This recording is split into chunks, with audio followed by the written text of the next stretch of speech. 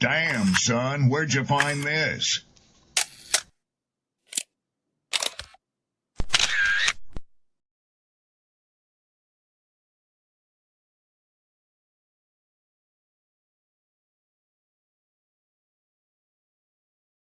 People don't be offended by the truth.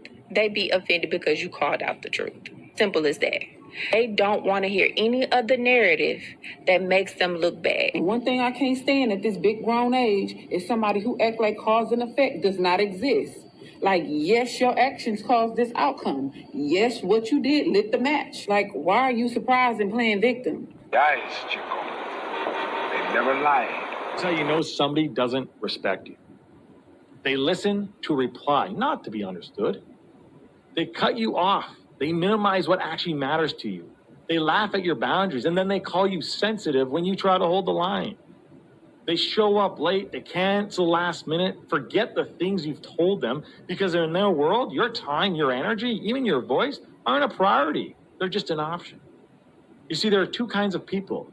Those who adjust when they realize they've actually hurt you, and those who expect you to adjust so they don't have to change. You don't need to be disrespected loudly to be disrespected deeply. Sometimes you'll see it. It's just in their tone, in their patterns, in the silence after you're known. Respect isn't what they say when they're watching. It's how they act when they think you'll tolerate it.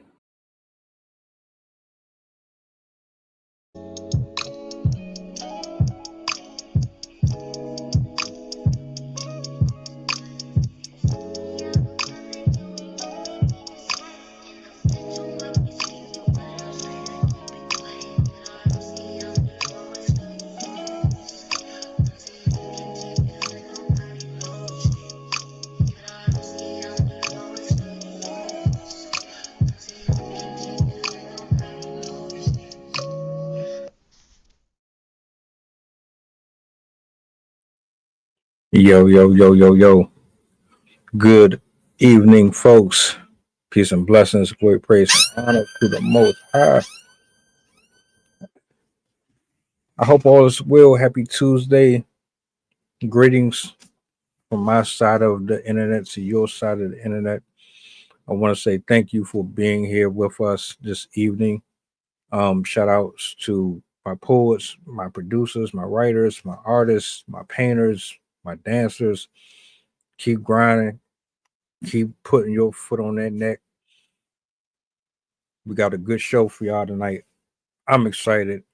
Do me a solid, like, share, repost, let the people know that we are on. I got my partner in the building. Hold on 1 second.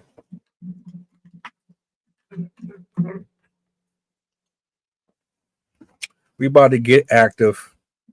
You hear me? Make sure you give him a warm welcome. Yeah, I got a clip I'm gonna play, and we're gonna talk about some stuff, man. So get comfortable, grab you something to snack on, something to drink, and give a warm welcome for Coach Trill. Hold up. Yo, what up? Yo, what's up, man? Appreciate you. That was man, that intro was dope. And I like the intro to the pod too, man. Great work on that. Appreciate it, man. I've been having some. This is the original one. I've been kind of going back and forth with what I'm gonna keep. I might just hold on to this one for a little while longer until I actually come across what I can actually use YouTube and its guidelines and all that stuff, man. It's a whole bunch, but I'm glad to have you here, man. Hey, glad to be here, man. Glad to be here. Is it just us, or we got some more people showing up tonight? It's gonna be us tonight, man. I got some stuff that I'm trying to get together. The pieces ain't piecing yet, but okay. we getting there. We getting there. Gotta start somewhere, man. It's all good. Yeah. Shout out to Rob, Sydney.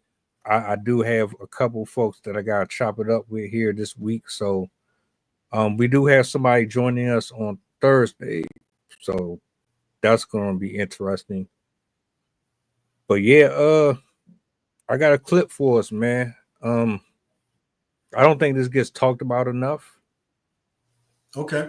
and I would love to hear your feedback on it. I'm gonna give my thoughts on it, and we'll see where it go from there. All right, let's do it.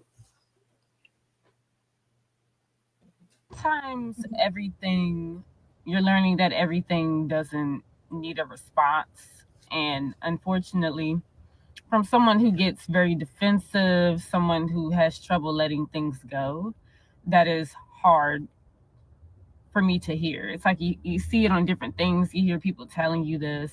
Of course, you see it on the TikTok.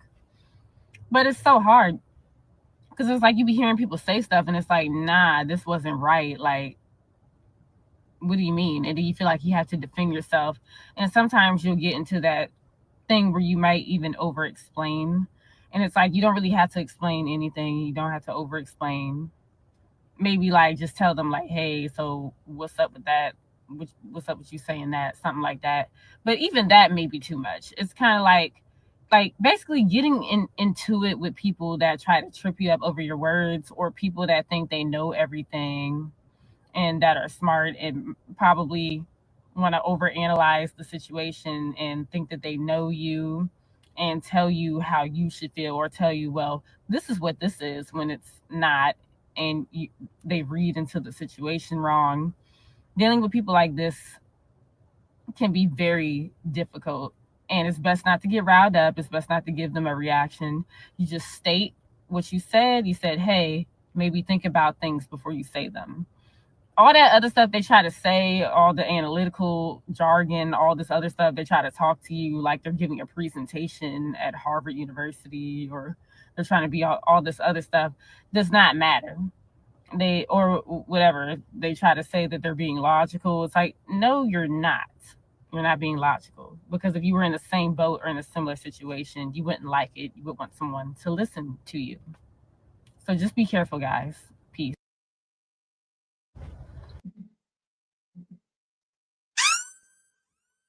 Hey, Okay.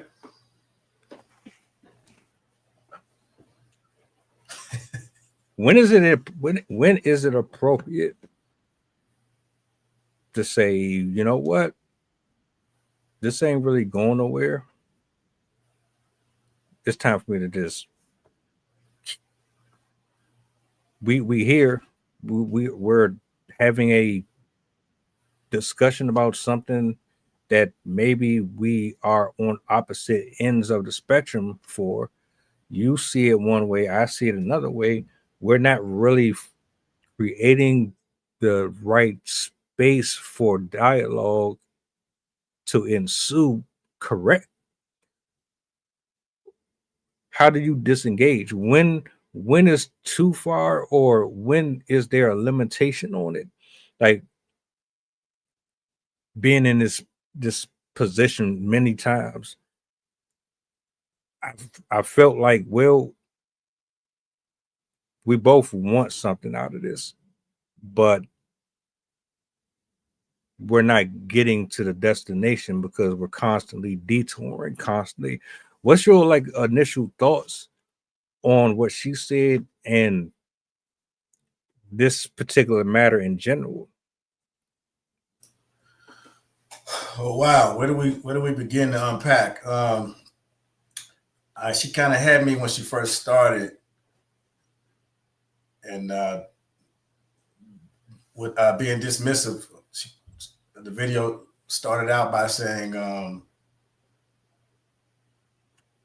basically, as a person that's easily triggered, or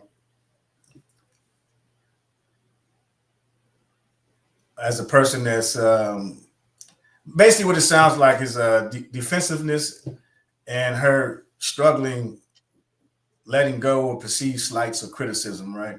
Because she said, as a person that's used to taking that information or being offended by it, and kind of formulating her own opinion, it also kind of identifies with like a defensive personality or high defensives. And you got to be careful, because in that situation, you can easily project yourself onto other people. And I'm kind of choosing my words kind of loosely here because it wasn't a lot of context to go off of. But the way she was just so dismissive, I think that's what the issue was identifying that. It's like not even being open-minded or the willingness to be open-minded. She just kind of started out by saying, hey, if you don't want to hear this, if you don't want to deal with that, then pivot this way, kind of go a different direction. So I would just say, maybe replay that first part again, maybe the first 5 seconds again, so we can get the words that she used, so that way we can use them correctly, because I don't want to misquote anything she said. All right, hold up 1 second. I'm gonna bring it back up here on the screen.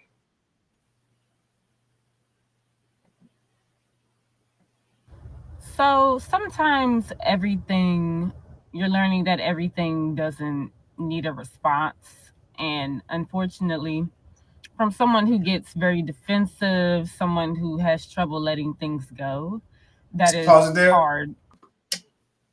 So she she started out by saying from her perspective, that gets very defensive or hard to let things go. So like I said, from the perceived slight criticisms, she's naturally on the defensive, and that's typically triggered by insecurity and low self-esteem, or like a heightened sensitivity to feedback. So maybe being over criticized, and that's something that we fall victim to in our communities, because it's just simply on the strength of how we grew up, right? Cracking jokes on each other, perhaps being the butt of somebody's jokes, or in a circle, in a group of somebody's jokes, and then maybe kind of self-isolating and doing your own thing. So those are some of the things you gotta kind of be aware of. So I would just identify with that first, is how she kind of started that statement out with the disclaimer. What about you? Now that you bring that up, when I originally heard her say it, I thought that she was speaking on the behalf of the other party. That's why I prefaced it with, well, when do you say, all right, we're not really getting nowhere, let me go ahead and pull back? Because I'm assuming that when she's speaking about this, she is tying this to someone with that actual self-defensive nature. If this is applicable to her, then I guess it still doesn't really change anything either. I don't like. Well, let me rephrase that. Someone who is conditioned to be on the defensive constantly, they don't understand how detrimental that is to getting to a actual conclusion. Like you're cheating the experience. If I'm coming into this authentically looking to address something that I feel like is important, and you don't have the emotional discipline to facilitate what I am offering to this discussion, then what I'm going to end up doing is falling back, because we're not going to really get anywhere. Defensive people like that, they tend to make it very difficult for their friends, family, loved ones in general. They make it very hard for them to articulate themselves. It makes it very difficult for them to be transparent and vulnerable. And I think for that,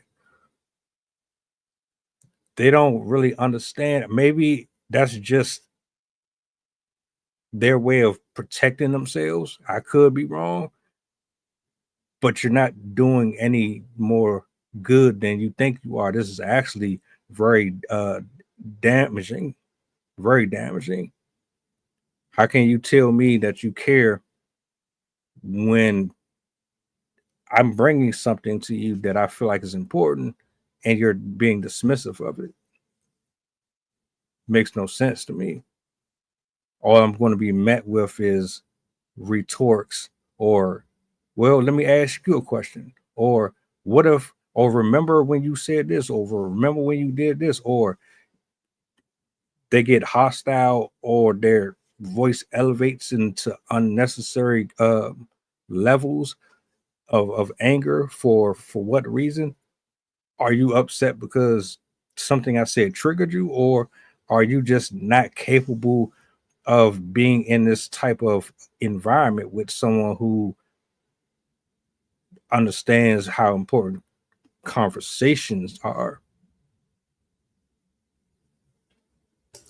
No, I think those are all great points, and like you said, they may not be able to be capable. They also might not even be aware either. So I think one of the things that we tend to talk about a lot, and I don't think you can talk about and emphasize enough, is just communication. And then also, one of the things that we see this generation, they kind of run to the internet. So perhaps if there were some friends or accountability partners, and it might be a trust issue, it might be because of the defensive mechanisms and the heightened sensitivity and the sense of low self-esteem, that it may be more comfortable running to the internet, because once you get on that screen, it's just you and the screen. Nobody's there to tell you, hey, that's a bad idea. Hey, stop, pause, maybe think about that. Because one of the things that a lot of people don't do is think before they speak. And so you don't have to think before you go live either. It's not like you're practicing and doing a dry run. Unless it's performance-based, then it typically is based off emotion. So it's, whatever the action is, the cause and then the effect is running to tell God and the country on the internet.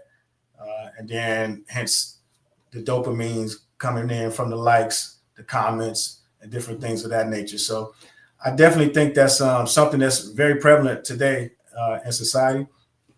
But I also think it's something that, we as a people need to just kind of take the grips, do a little self-awareness, maybe start holding ourselves a little bit more accountable versus running out to blame everybody else. That seems to be something that is more and more prevalent every day. Is instead of looking at the person in the mirror, they're looking at the person on the other end of that internet and searching for some type of sequence, acceptance, validation from somebody that's out there.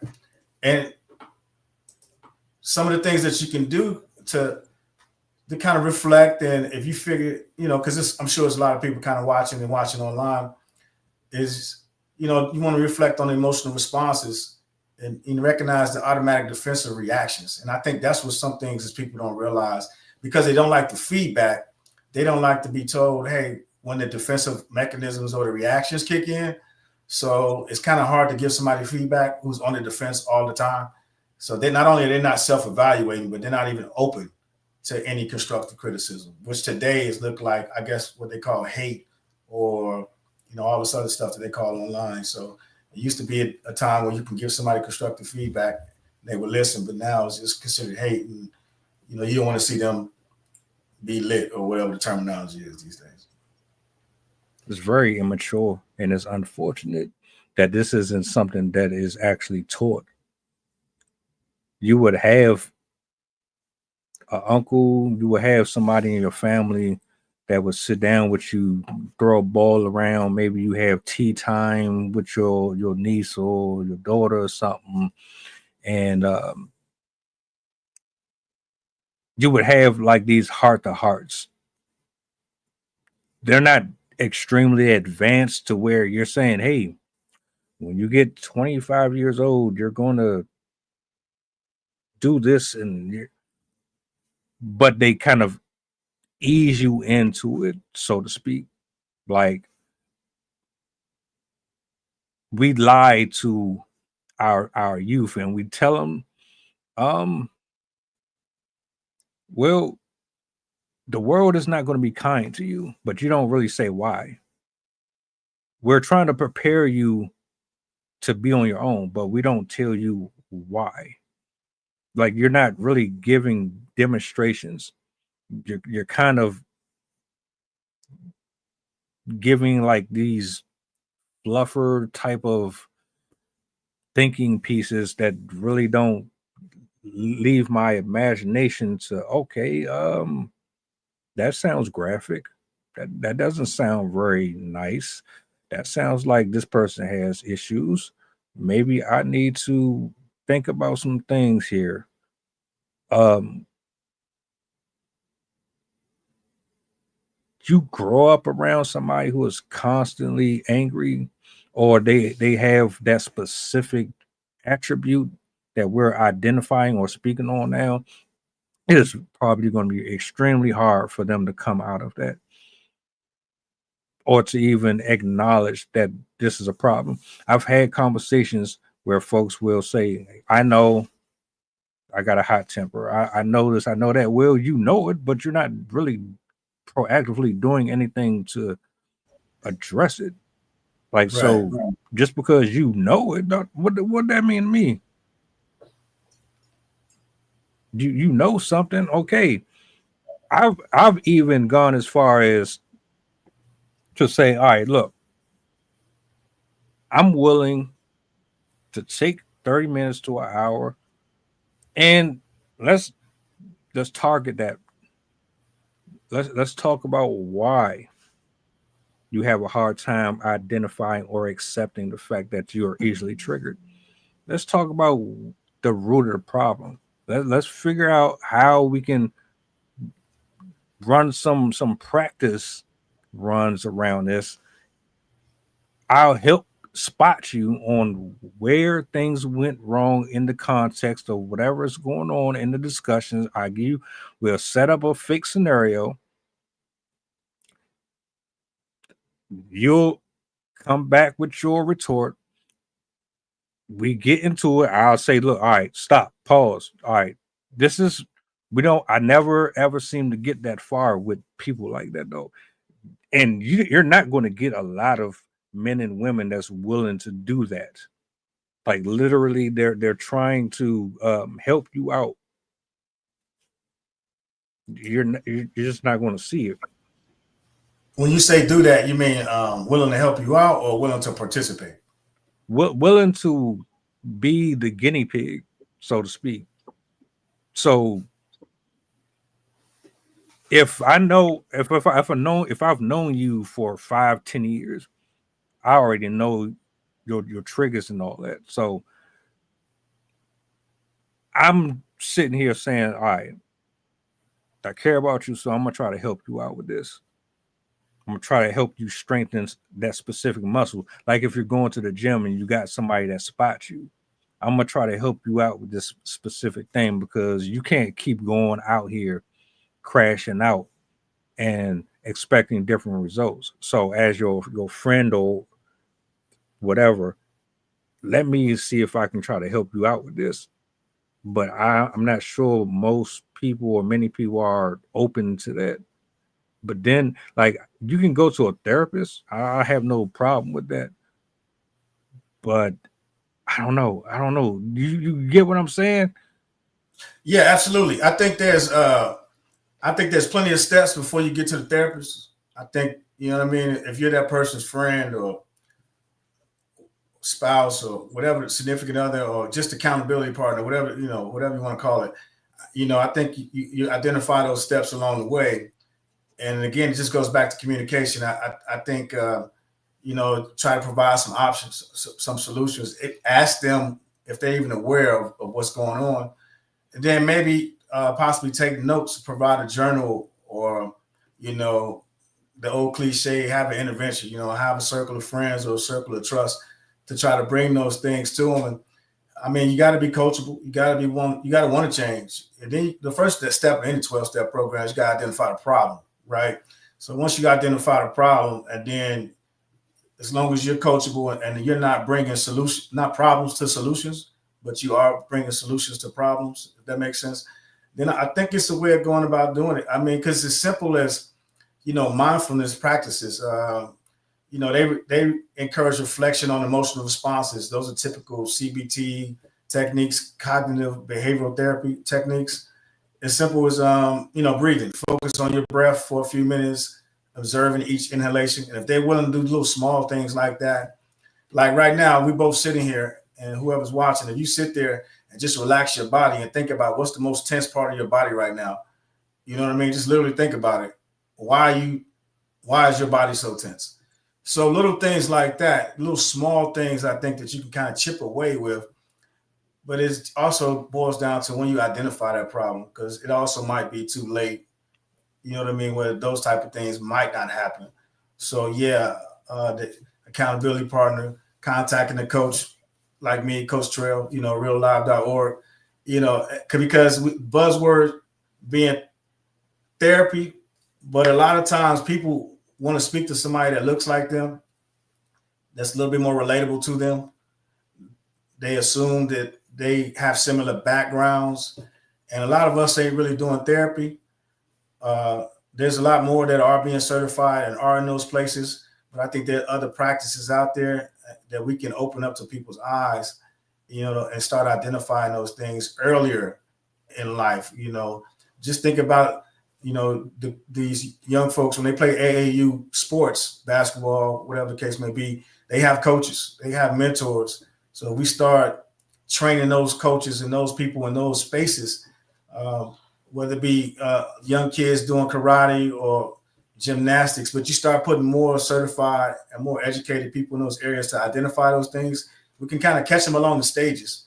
And then not necessarily at the point where they're in their mid-30s or late 30s, and you're trying to convince somebody that something they've been doing for over 25 years has possibly been the wrong patterns. Because if they've been doing the wrong patterns, or the patterns that weren't necessarily successful, not to call them wrong, but that lead them to the point where they are at their 30s, then think of how hard it is going to be to reestablish good patterns.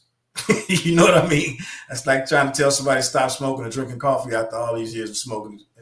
They just say, why don't you let me smoke inside versus you stop smoking. But I mean, I'm just saying the whole point is those patterns for a long period of time and identifying and trying to shift. So I think we just need to start looking for those patterns in earlier stages within our community. And I think we can probably make a difference.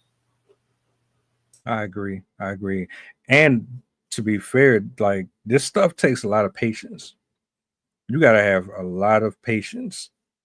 Nothing, how can I say this? It's individual. Your growth through the change is going to be different than mine's or his or hers. It might take them a month. It might take you a week. It all really varies. Your willingness, how tired you are, your experience. Have you gone through enough that's going to make you sit still?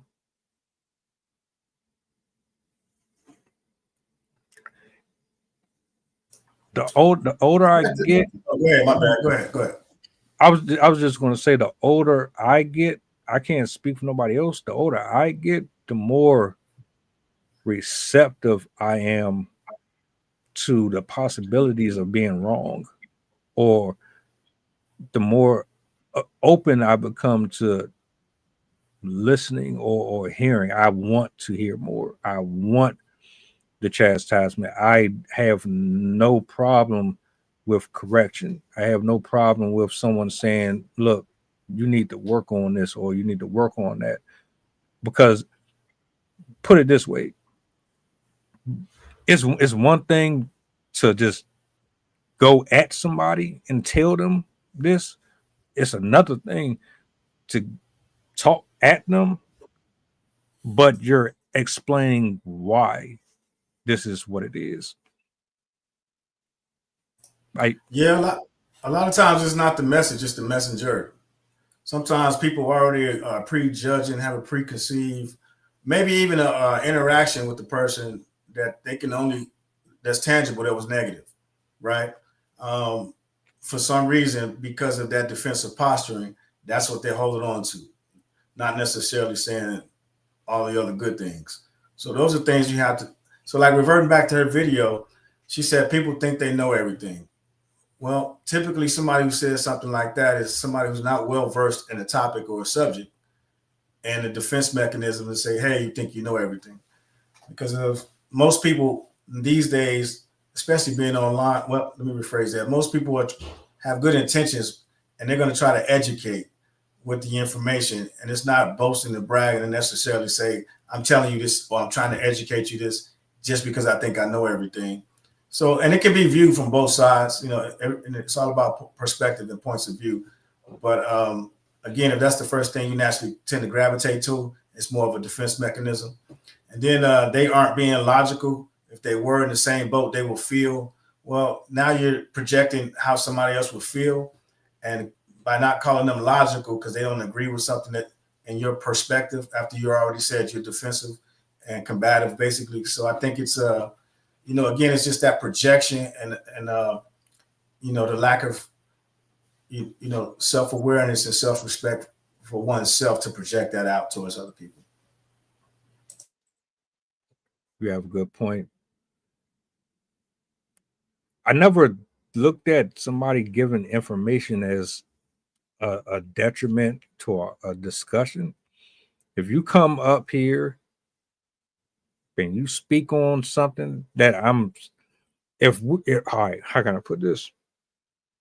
If we're all up here with some knowledge of a similar topic, but you have more information to divulge on that particular subject than I do, why would I be upset with that? Why would that trigger me? All I want is the truth. Now, that can always be tested until you do the research to discover whether or not it's accurate or not. That's all you have to do is do your own research.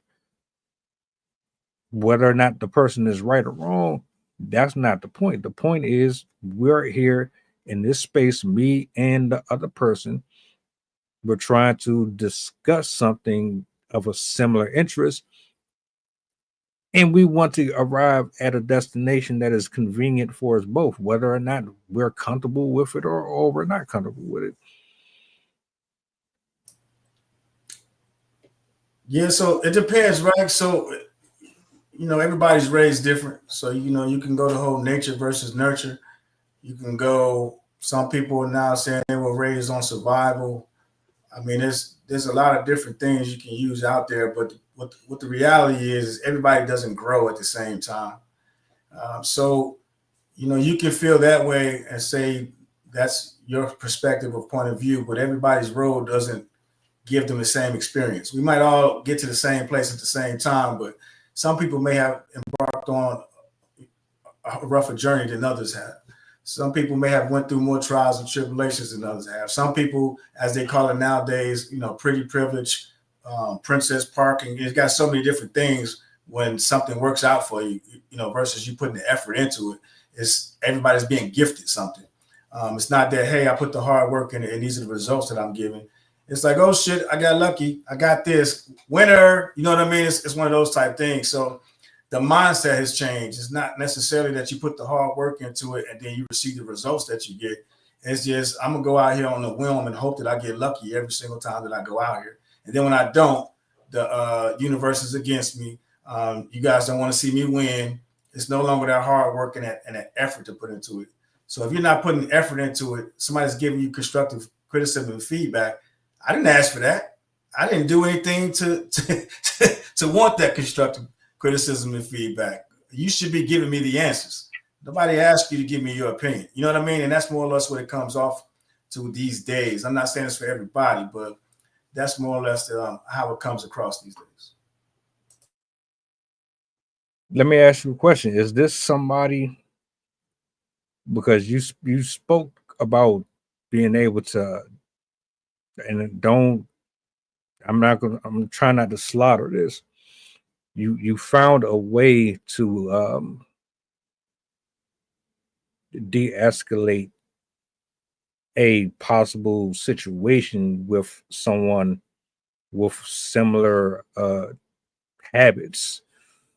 Do you find that it's a opportunity or a waste of time having conversations with folks that are not where everyone else is in the entire dialogue? So for me, the selfish answer is I take it as an opportunity. And I say selfish because just based on challenges. And then the personal, the self gratification, and it makes me happy to help somebody.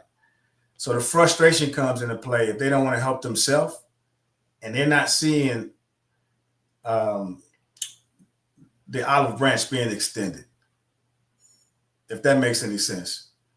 So, but within everything, it has to be an expiration date. It has to be a time limit because you the law of the lid. You can try to pour into somebody as much as you want, but if that lid is closed and it's not receiving what you're pouring, then at some point you're gonna run out of things to pour. And if everything that you're trying to pour into them is just being wasted, at some point you got to do some self-evaluating and say, hey, look, again, like I said, it could be the messenger or it could be the message. But that's when you pivot and change. Hey, look, I tried the best that I can. The selfish piece would continue to try and say, maybe point the finger and say, hey, look, I tried, you failed. I did this, you failed. Or you can just say, you know what, I did try. I had good intentions. Now let's pivot and find another direction because this isn't working. So you have to be able to identify when it's not working. And I think that's the biggest issue people have, being a sender and a receiver, is they identify it's not working, so they don't care enough to try it anymore. And the other one doesn't care enough to try to receive anymore. And then it just stops.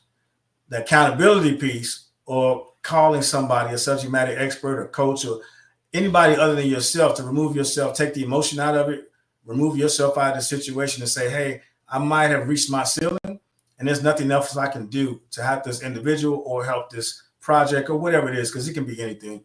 And once you realize there's nothing else you can do to pour into it, then you need to redirect those resources and find another way if you still care.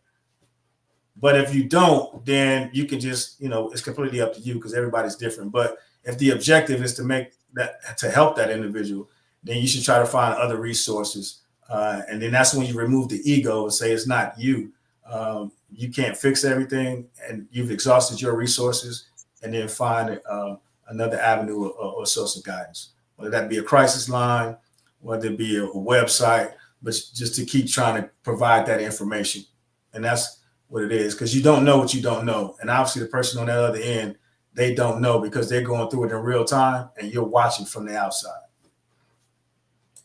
If you got 5, 6, 7 people telling you the same thing and you still don't receive it, that is definitely a problem. I feel bad for you, but at the same token, there's a limitation and there's a season for everything. Well, yeah, don't feel bad. Just find somebody who's more qualified. You know what I mean? Take the feeling out of it. Because feeling bad ain't gonna help nobody.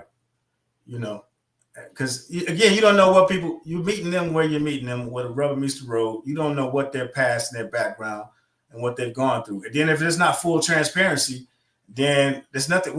You can only expect to do what you can. You don't know anything until you take the cover off. If you're working on a car, you gotta lift the hood to see what's underneath there before you can diagnose it. You know what I mean? You just can't say, hey, I can fix anything or I can fix any situation. And that's why you got plumbers. You don't call an electrician to fix the pipes.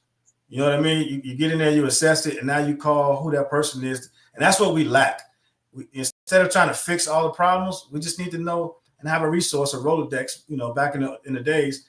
And let's call this person to fix this problem. Let's call this person. You tried to troubleshoot, it didn't work. Now call somebody and get the right person there to do an assessment and then fix the problem, instead of trying to do something beyond your capabilities, which then affects you emotionally and that other individual emotionally. And now you're adding to the problem. You're enabling, you're not being a problem solver. You said earlier that this is well, let me reframe it. Do you believe people adjust to who they respect and don't respect in terms of their attitude and their behaviors in general? Absolutely. Men, women, everybody does. And that's where the ego comes into play. That's why, when you sit back and you walk into a room and everybody watches, and then naturally people walk into a room, they tend to gravitate towards people that they're more like, right? And then somebody comes in, an outlier, who wants to be the alpha male or female, whatever the case it is.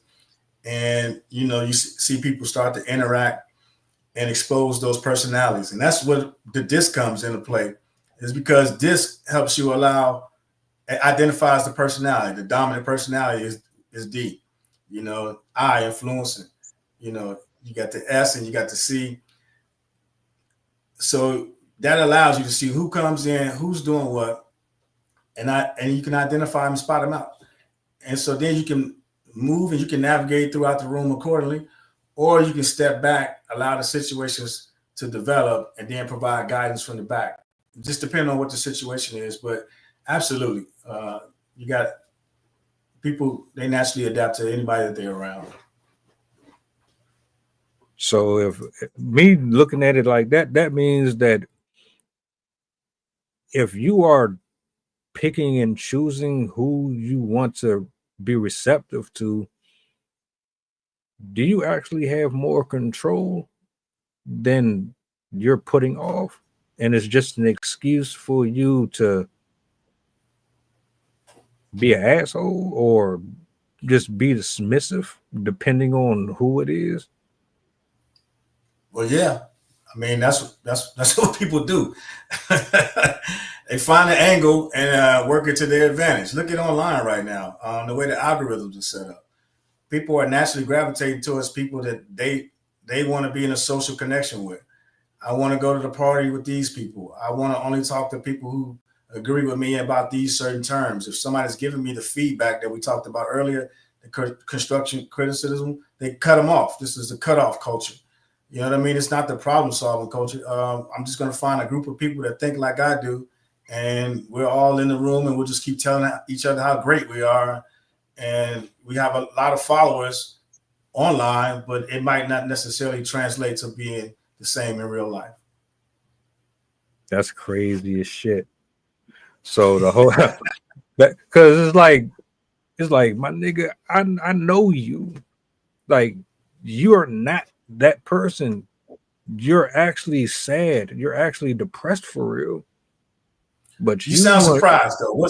Why you sound surprised? I'm not. It's not that I'm surprised. It's just like, of all the people that you should be real with and authentic with, you would think it would be the person that is actually putting up with your shit versus someone that's on the outside who don't really know you at all, but you trying to fit. Man, if that's the case, everybody's relationships would be great if that was the case.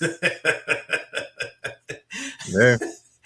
You know what I mean? You wouldn't have men talking to their wives or girlfriends talking about how you act when you're around your friends. Vice versa. You wouldn't have women saying that to men. Oh, you only act this way around Tommy and those guys. You know what I mean? Or vice versa. When people go away to college, they go away to college and nobody knows who they were back home, and now they put on a completely different persona. You know what I'm saying? Same thing in the military, jail, anything that people go remotely and relocate themselves to another place, they leave that other personality behind and they adapt a new personality and lifestyle. I mean, that's what we see every day, especially with rap and all this other culture stuff that people walk around glorifying. You know what I'm saying?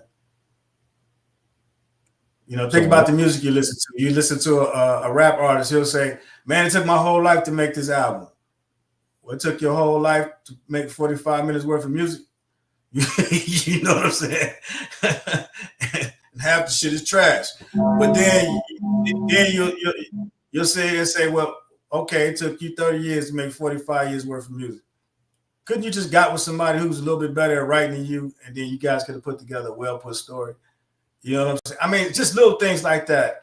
People that write books, they say the same thing. So just using that as a reference point, not necessarily saying that it's always like that, but you'll hear people say that. So I mean, it's not that far-fetched, man. I don't want to talk with someone at this particular point in time that's not going to be available emotionally or spiritually or mentally. If you're one of those people who you haven't come out of that phase in life, or you're stuck there and you refuse progression, I'm not mad at you, but I understand what's going to come with that. I know what happens when you still move like that. It's not pretty. It might be cute for a while. It ain't going to last forever. I would prefer to just be around like-minded folks. We can agree and disagree and still unravel the mysteries of whatever the topic is and still enjoy our time doing so. You are spending more of your time being combative and confrontational, defeating the whole purpose of even opening up a exchange of words. Nobody wants to be around that. That's very unsettling and unpleasant.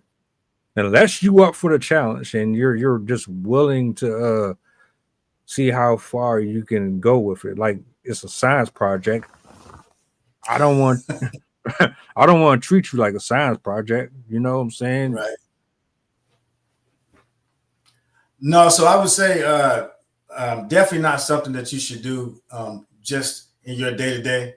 If you encounter somebody like that, then you should definitely refer them to a subject matter expert or a professional versus giving one skewed views on things, because everybody goes through things, so their views are going to be based on their relationships and their experiences versus a professional that can look at it from a neutral standpoint. So that's what we should be doing as a community out there, because there's a lot of folks that's out there that thinks like that, especially right now in a time with government layoffs and shutdowns. People are starting to look at each other, size each other up. I mean, it's getting hard out here. So it's getting harder to help out here, and it's getting easier to hate. So that's something we definitely should take a look into, is easing up off the throttle and just trying to slow down the tempo a little bit. Help somebody out, because we all know people that are going through it, and they may be difficult. And some of us are built tougher than others, so some of us have thicker skin than others. But you just got to have a cutoff point. So at the end of the day, it's always good to try to help someone and just point them in the right direction, but they got to want help as well. But, just versus just, shutting them off and tell them to kind of figure it out on their own.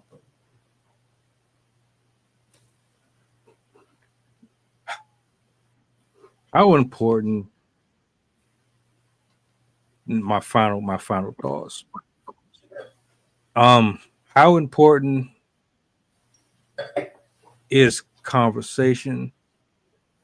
Why is it important? And why is transparency necessary? And I'm asking this question in 3 parts, specifically for people who are going to watch back or are watching now. And you have a group of folks who don't really understand what is required for this to happen with full functioning availability on both sides. What do you say to somebody who doesn't really understand why it's necessary to have these type of interactions? Why it's important to communicate? Well, so you want to cultivate an open mindset. You want to encourage people to practice reflective questioning. How might others feel in this situation? And if you ask a question as simple as that, is how might this person feel if they're trying to communicate? And there's 1, resistance. 2, I'm not asking the questions to make sure I understand the questions, because I may feel intimidated by the individual because they may be a little bit more smarter than me. Their personality may be a little bit more dominant. And that happens every day in the workplace. Again, going back to DISC, it's important to communicate because teamwork is important. I mean, no matter how far, no matter what you do, you can't do anything alone. You need a team behind you. So just depending on what you consider to be a team is completely up to you. Team of 2, 3, 4, 5, 6, completely up to you. But that takes effective communication. In order to be a great leader, you got to be a great follower. In order to understand those things, it takes communication. Making sure that you understand the message and making sure that you can deliver the message. Because a lot of times people can't deliver the message. They may have great ideas, but sometimes they just can't convey it. And the person on the other side, they aren't receiving that. And then you have to be okay with identifying with that because sometimes ego gets in the way. Like, I just can't get through to these folks. You mind saying something? It's as simple as that. Or maybe going to a support group and identifying both of you, the issues and the problems. If you feel like you're at the same level, you just can't, break those barriers as far as for communication. Because it can go from anything from sports to competitiveness. It can be, in a job. One person can be in charge of things at work and come home and they could just not want to do anything anymore. Well, that's not being a good team player.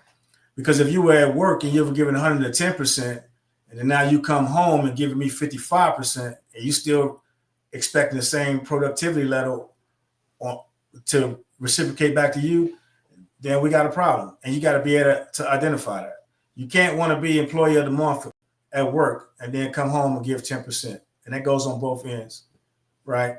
So you have to be able to, and that's why transparency is important. Because if you don't tell that individual that, but you say you go out and you have other vices, whether it be drinking, gambling, or whatever the case may be, thrifting, and that's taken away from that productivity and that quality time that could be given where it's better needed, how is the other person supposed to know? So again, it goes back to the communication piece. Because again, if you're at work, you're attentive. We like to think you are. We're obviously using the assumption that you're not going to work and you just you're not productive. Because some people probably say, I don't do shit at work, but you're not the people that we're talking about. We're talking about people that go to work and they're outstanding employees and they give their all. And then they may want to come home and slack off a little bit. And then it's just not fair to the other individual because that's the team right there, right? So it all boils down to it's about balance. Everything in life is about balance. You got to give, you got to take, you got to push, you got to pull. But at the end of the day, transparency, communication, and balance, and that's a good launching point from there. To conclude and wrap this up, no, everything doesn't need a response. Some people are rage baiting you. Some people are just trying to trigger you into something to get you out of your character. Some people are just doing it because they get a rise out of it. It's enjoyable. It's entertainment for them. I don't know if that was her ultimate message. A part of me believed that's what she was referring to. But if that's the case also, nah, you don't have to respond to everything.